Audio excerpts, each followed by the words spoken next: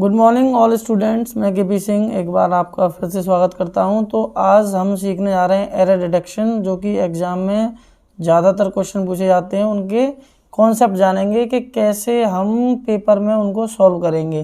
तो error detection का पहला क्वेश्चन क्या है? इफ़ आई वर हिम, ये ए पार्ट गिवन है, आई वुड हैव टॉट, ये बी पार्ट है, दोज चीट्स अ लेसन, ये क्वेश्चन है। और आपको इसमें एरर बतानी है कि कौन से पार्ट में है। तो बताएंगे एरर क्या है।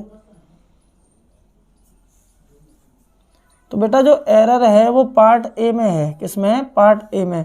यहाँ पर जो हिम गिवन है, इसके स्थान पर हम ही का यूज़ करेंगे, यानी कि सब्जेक्टिव केस लेंगे। ऐसा क्यों हुआ? जब हम इमेजिनेशन की बात करते हैं, इमेजिनेशन यानी कि काल्पनिक, ठीक है, काल्पनिक इन द सेंस के जब हम काश लगाते हैं, है ना, काश में एक राजा होता तो पूरे सिटी पर राज करता, काश में एक तोता होता तो मैं मधुरता से बोलता। तो ऐसे क्वेश्चंस आते हैं। तो यहाँ पर आपको कुछ कंडीशनल वर्ड्स ध्यान रखने हैं, कंडीशनल वर्ड्स जिनसे आप पहचान लेंगे कि ये वही क्वेश्चन है जो समझाया गया था। जैसे आ सकता है इफ़ के बाद आ सकता है एज इफ़, एज दो,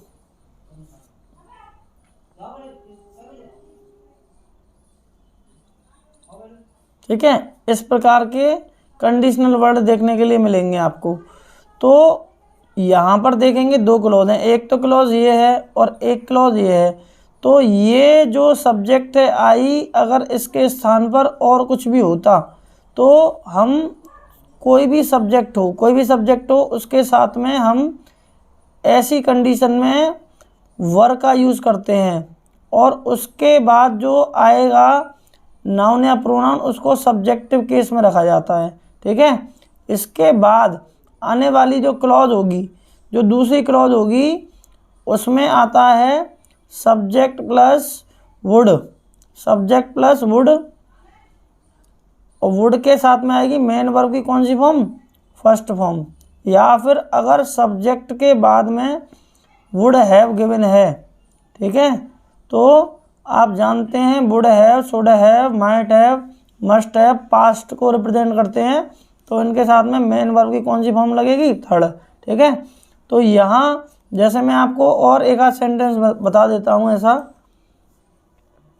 if I were a king, I will rule over the country।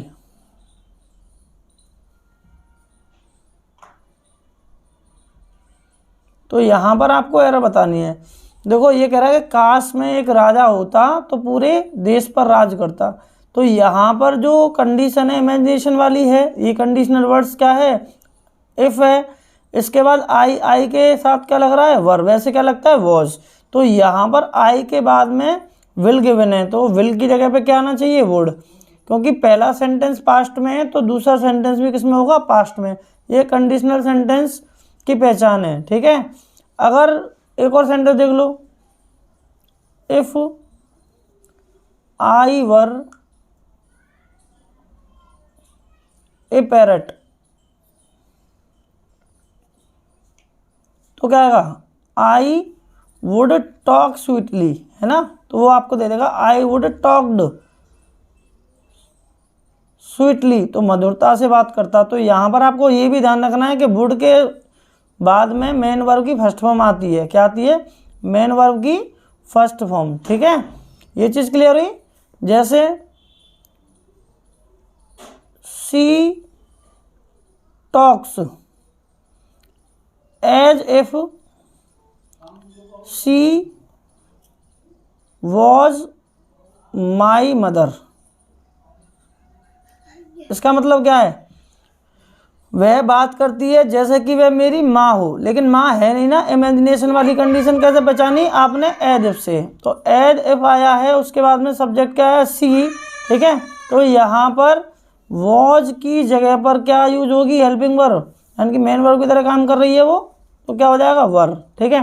तो आपको ये क्वेश्चन डीपली समझ में आया। अगर ऐसे क्वेश्चन आए तो आप कर लोगे, बिल्कुल सही है। ठीक है, आगे क्वेश्चन देखते हैं। क्वेश्चन नंबर 2 है, I going there A part will not solve B part the complicated problem C part और डी नो एरर। तो आपको इस क्वेश्चन में एरर बतानी है, एरर कौन से पार्ट में है तो बताओ।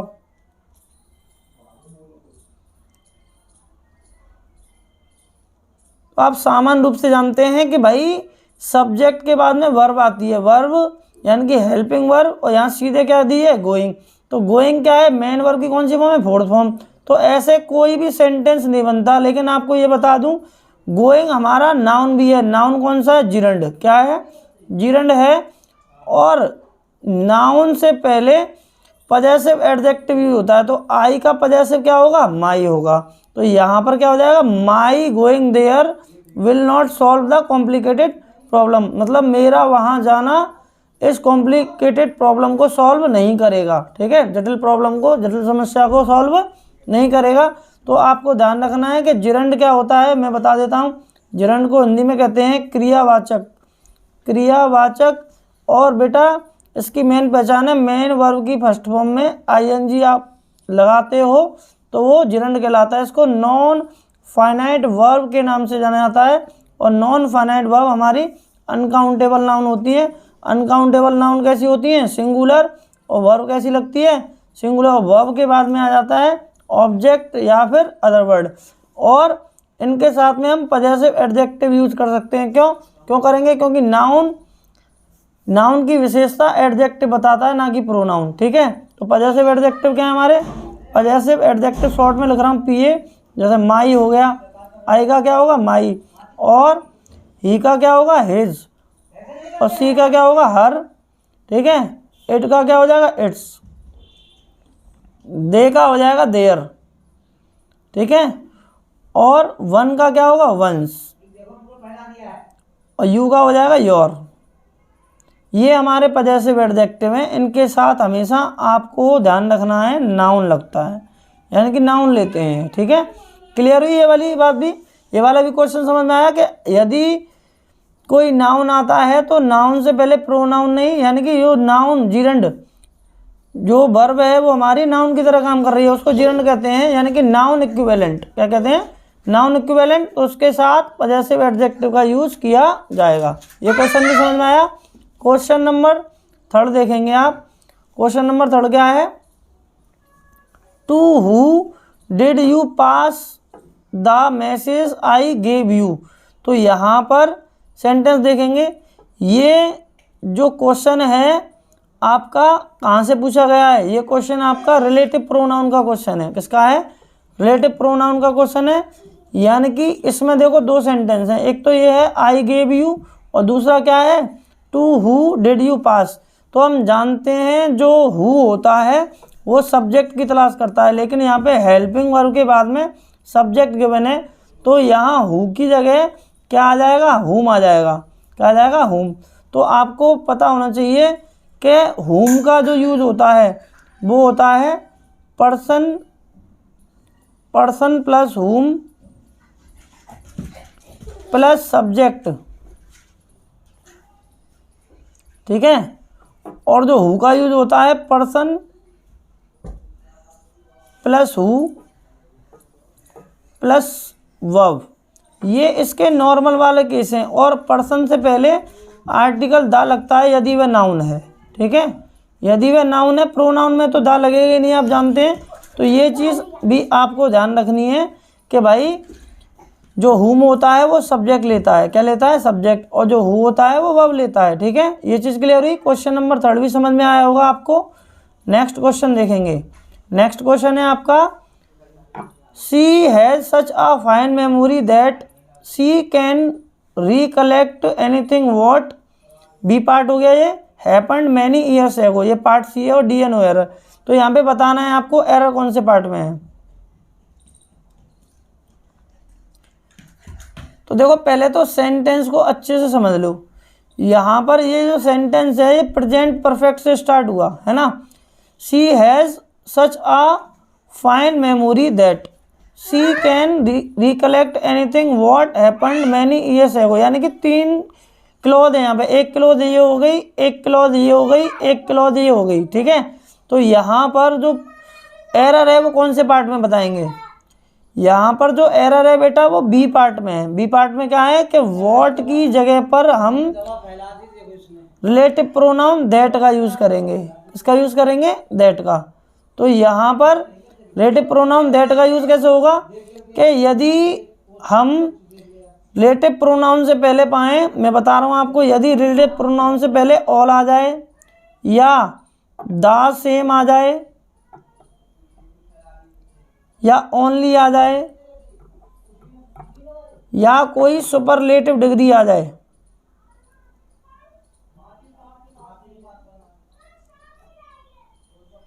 या एनीथिंग आ जाए या एवरीथिंग आ जाए या समथिंग आ जाए या द फ्यू या द लिटिल आ जाए, मतलब ऐसे कुछ वर्ड आ जाएं तो वहाँ सिर्फ रिलेटिव प्रोनाउन दैट का यूज किया जाता है, ठीक है। रिलेटिव प्रोनाउन दैट का यूज किया जाता है। तो ये चीज़ समझ में आई आपको।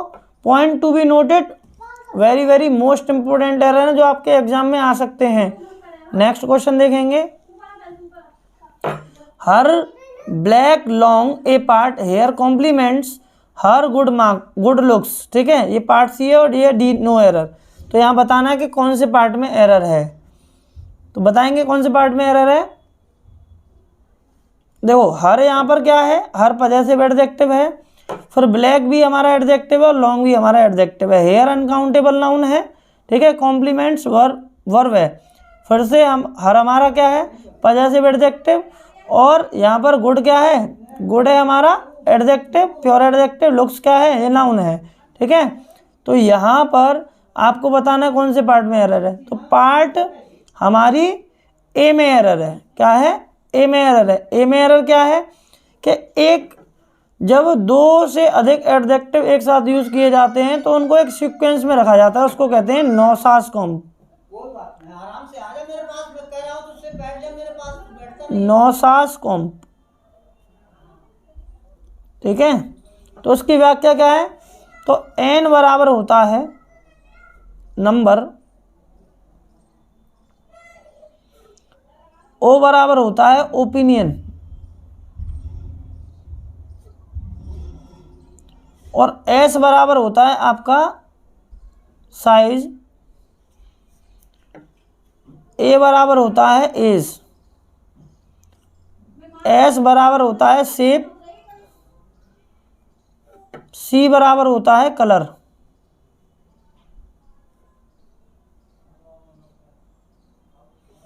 ओ बराबर होता है ओरिजिन, एम बराबर होता है मटेरियल,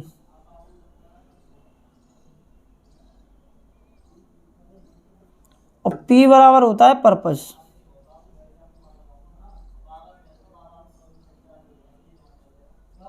ठीक है, तो यहाँ पर आपको समझना है कि यहाँ पर पहले क्या है ब्लैक। अब देखो यहाँ पर नौसांस कॉम्प में सी कहाँ आ रहा है, यानी कि लॉन्ग क्या हो गया, लॉन्ग क्या बताओ, लॉन्ग में क्या होता है लंबा, यानी कि ये साइज में आएगा, साइज में आ जाएगा। तो यहाँ साइज पहले आना चाहिए और कलर बाद में आना चाहिए, तो लॉन्ग पहले आएगा और ब्लैक बाद में आएगा। समझ में आई बात। तो यही एरर थी, तो ध्यान रखना है। नौसास कॉम्प नंबर में क्या आ जाता है 1 2 3 4 5, first second third next last. Opinion में क्या ब्यूटीफुल, अगली, गुड, बैड, सैड, ये सब ओपिनियन में आ जाएंगे। साइज में क्या आ जाएगा long, short, big, large, huge, ये सब साइज में आ जाएंगे। एज में क्या आ जाएगा न्यू, ओल्ड, एनिशिएंट, मॉडर्न, ये सब एज में आ जाएंगे। शेप में क्या आता है, शेप में आ जाएगा सर्कल, ओवल, स्क्वायर, रेक्टेंगल, ये शेप में आ जाएंगे। कलर में आप जानते हैं ब्लू, वाइट, येलो, ये सब कलर में आ जाएंगे।